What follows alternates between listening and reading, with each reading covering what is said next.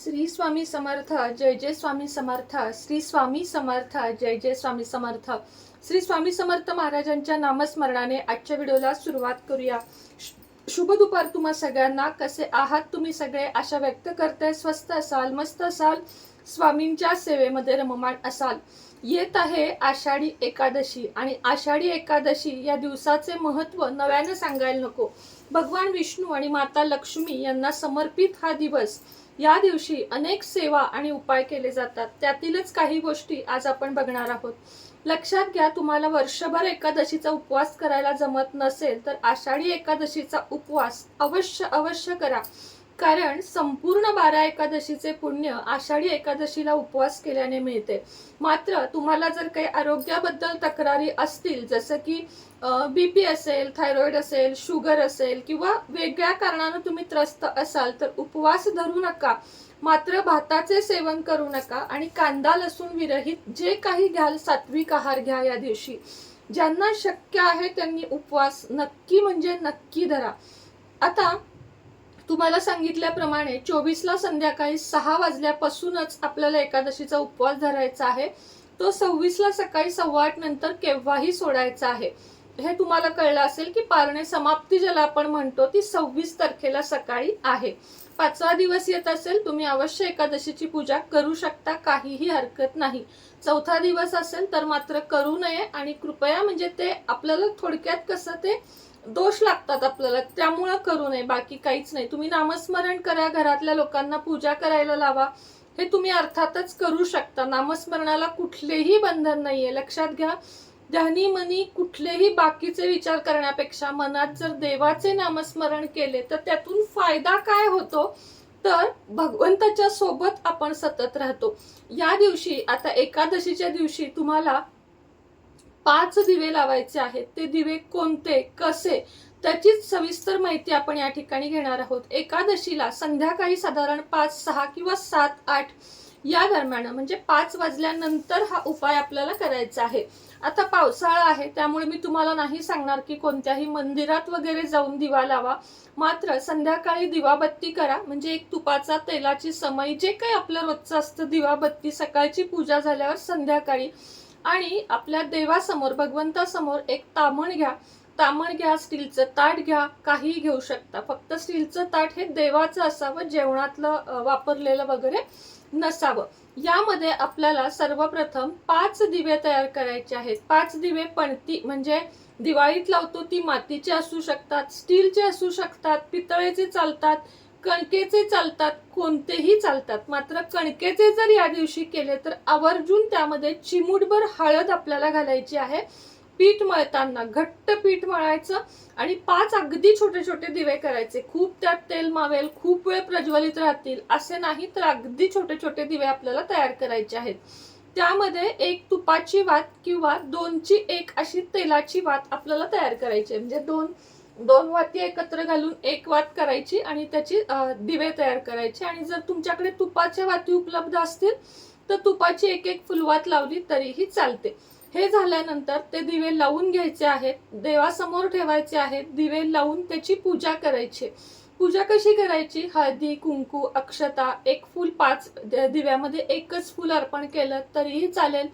प्रत्येक दिव्यामध्ये अगदी 5 दिव्यामध्ये 1 चिमूट हळद आपल्याला घालायची आहे. आठवणीने या दिवशी दिवा आणि हळदीचे खूप उपाय या दिवशी केले जातात, जे मी तुम्हाला नेक्स्ट व्हिडिओमध्ये नक्की सांगेन. पण आता जो व्हिडिओ चालू आहे त्याबद्दल मी बोलते की 5 दिव्यामध्ये चिमूटभर हळद घालायची आणि त्यानंतर त्या तामणाला स्पर्श करून, म्हणजे भाजत असेल असं नाही, थोडं कडेला, ओम नमो भगवते वासुदेवाय नमः या मंत्राचा जितकं तुम्हाला 5 मिनिट, 10 मिनिट, 2 मिनिट शांत वाटेल तितक्या वेळ जप करा. मोजमापाची गरज नाही की 108, 21 अकरा, काही गरज नाही. 2-3 मिनिटं जरी केलात तरीही चालेल. आणि देवाजवळ आपल्याला प्रार्थना करायची आहे की माझ्या घरामधील अंधकार, माझ्या आयुष्यातील अंधकार, माझ्या घरातल्या मुलांना, पतीला, सगळ्यांना चांगलं आरोग्य, सुख, संपत्ती, जे तुम्हाला हवं आहे ते सगळं काही मागून, जे काही आतापर्यंत चुकलं असेल त्याबद्दल क्षमा मागून, सगळ्यांबद्दल चांगलं बोलून हे जे दिवे आहेत त्याची पूजा करून घ्यायची आहे. म्हणजे पूजा झाल्यावर आपल्याला हे बोलायचं आहे. आता हे जे दिवे आहेत तो एक दिवा देवापाशी लावायचा आहे, त्यातला एक दिवा किचनवर लावायचा आहे. किचनवर दिवा लावताना काळजी घ्यायची, रेग्युलेटर बंद ठेवायचा, गॅस बंद ठेवून त्यानंतर दिवा ठेवायचा. प्रत्येक दिव्याखाली थोडेसे तांदळाचे किंवा फुलांच्या पाकळ्याचे तरी आसन द्यायचे, तसे दिवे लावायचे नाहीत. आता पहिला लावला देवापाशी, दुसरा लावला किचन पाशी म्हणजे स्वयंपाकघराच्या इथं, तिसरा लावायचा जे आपण पाणी भरून ठेवतो ना, माठ असेल, पिंप असेल, कळशी असेल, जे काही असेल, आरोपाशी नाही, भरलेल्या भांड्यापाशी एक दिवा लावायचा. एक दिवा तुळशीच्या इथे लावायचा आणि एक दिवा मुख्य दरवाजाच्या बाहेर आपल्या उजव्या हाताला लावायचा. असे हे 5 दिवे प्रज्वलित करायचे. शक्यतो दरवाजा उघडा ठेवा, पाऊस वगैरे घरात येत नसेल तर एक 10 मिनिटासाठी या एकादशीला, आषाढी एकादशीला. आणि त्यानंतर मग देवासमोर बसायचं आहे. हे सगळे दिवे लावल्यानंतर देवासमोर बसायचं आहे. तुळशीच्या इथला दिवा, एक प्रश्न येऊ शकतो की ताई पाऊस आहे तर काचेचं आवरण, झाकण वगैरे ठेवून जरी तुम्ही लावू शकत असाल चांगली गोष्ट आहे, ना तर तुळशीच्या इथून लांब आपल्या घरामध्ये गॅलरीतून तुळस दिसते तिथे लावलात तरीही चालेल. तुळशीच्या इथं नाही लावू शकलात तर तुम्ही देवापाशी तो दुसरा दिवा सुद्धा लावलात तरीही चालेल, कारण असे प्रश्न येतात. त्यासाठी मी तुम्हाला हे सगळे उपाय म्हणजे हे प्रश्नांची उत्तरे आधीच देत असते की कमेंटमध्ये प्रत्येकाला वेगळे उत्तर देणं शक्य नसतं.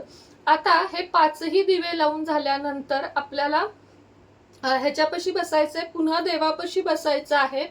आणि काय करायचं आहे तर व्यंकटेश स्तोत्र एकदा म्हणायचं आहे, श्री सूक्त एकदा म्हणायचं आहे आणि विष्णू सहस्त्रनाम किंवा विष्णू सहस्त्र नामावली या दोन्हीतलं एक काहीतरी आपल्याला म्हणायचं आहे. आता ह्यातलं तुम्हाला तिन्ही शक्य असेल तिन्ही म्हणा, नाही जमत असेल तर फक्त व्यंकटेश स्तोत्र आणि श्री सूक्त म्हणा. आणि मग त्यानंतर एक माळ घ्यायची आहे, ओम नमो भगवते वासुदेवाय नमः या मंत्राची. देवासमोर बसायचं शांत. मंदिरात जाऊ शकलात उत्तम, नाही तरी आपल्या घरामध्ये देव असतातच, त्यांच्या समोर बसून प्रार्थना केली तरीही चालेल.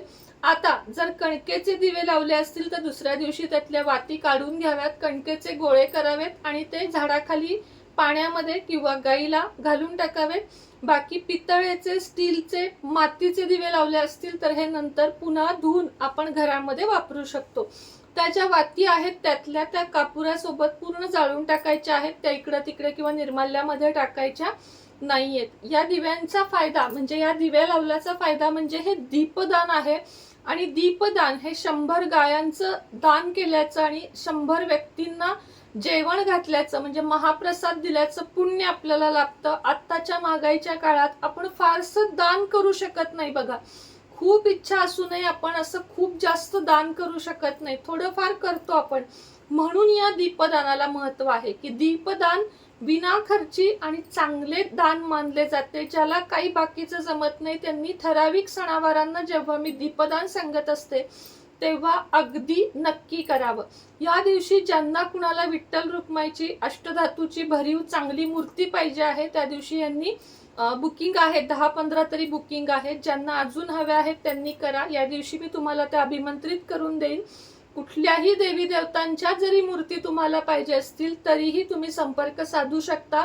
गुरुपौर्णिमा येत आहे, स्वामींची मूर्ती पितळेची जशी आपल्या देवघरात स्थानापन्न आहे त्या पद्धतीची मूर्ती सुद्धा तुम्हाला हवी असेल तर सांगा. श्रावण महिना येत आहे, लक्ष्मी कुंचनचे अनेक वेगवेगळे उपाय म्हणजे लक्ष्मी कुंचनच्या सेवेतले उपाय तुम्हाला वेगवेगळे श्रावण महिन्यात खास देणार आहे. संपूर्ण श्रावण महिना आपल्या सगळ्या महिलांना काही सेवा करायच्या आहेत, त्यातली एक सेवा आहे ती म्हणजे कुंचन सेवा. तर त्यासाठी पण संपर्क साधा.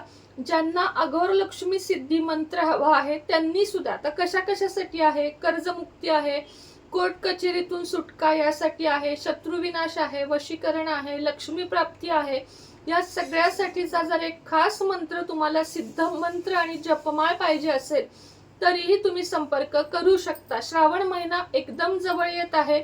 पारद शिवलिंग, पितळी शिवलिंग, स्फटिक शिवलिंग किंवा नर्मदेश्वर शिवलिंग ज्यांना ज्यांना हवं आहे त्यांनी पण आत्तापासून बुकिंग करा, जेणेकरून पहिल्या श्रावण सोमवार पासून तुम्ही देवपूजा त्या शिवलिंगाची करू शकाल. पहिले शिवलिंग काय करावे तर श्रावण महिना झाला की विधिवत त्याची पूजा करून ते विसर्जन करावे. ते कसे करावे हे पण माझ्याकडून शिवलिंग घेणाऱ्या प्रत्येकाला मी माहिती देणार आहे. श्री स्वामी समर्थ.